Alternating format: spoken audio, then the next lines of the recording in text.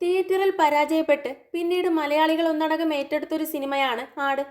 ശേഷം പുറത്തു വന്ന രണ്ടാം ഭാഗം തിയേറ്ററിൽ വിജയമായി മാറി. ഇതിന്റെ മൂന്നാം ഭാഗമായ ആട് 3 ആണ് പ്രേക്ഷകർക്ക് മുന്നിൽ എത്താനിരിക്കുന്നത്. ചിത്രം മാർച്ച് 19 തിയേറ്ററുകളിലെത്തും. ആട് 3 ആരെയും നിരാശരാക്കില്ലെന്നാണ് പ്രതീക്ഷയെന്നും എല്ലാവരുടെയും പിന്തുണ ആവശ്യമാണെന്നും പറയുകയാണ് ജയസൂര്യ ഇപ്പോൾ. വലിയൊരു തുക മുടക്കിയാണ് മൂന്നാം ഭാഗം വരുന്നത്.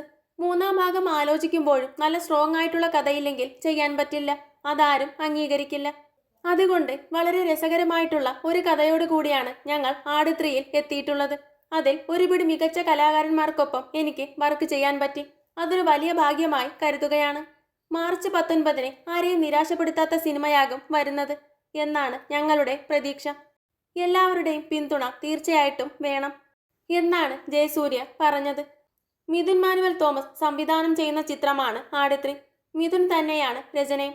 ഏതാനും ദിവസങ്ങൾക്ക് മുൻപ് റിലീസ് ചെയ്ത ചിത്രത്തിന്റെ ട്രെയിലർ ഏറെ ശ്രദ്ധിക്കപ്പെട്ടിരുന്നു. കൂടുതൽ സിനിമാ വിശേഷങ്ങൾക്കായി ചാനൽ മറക്കാതെ സബ്സ്ക്രൈബ് ചെയ്യുക.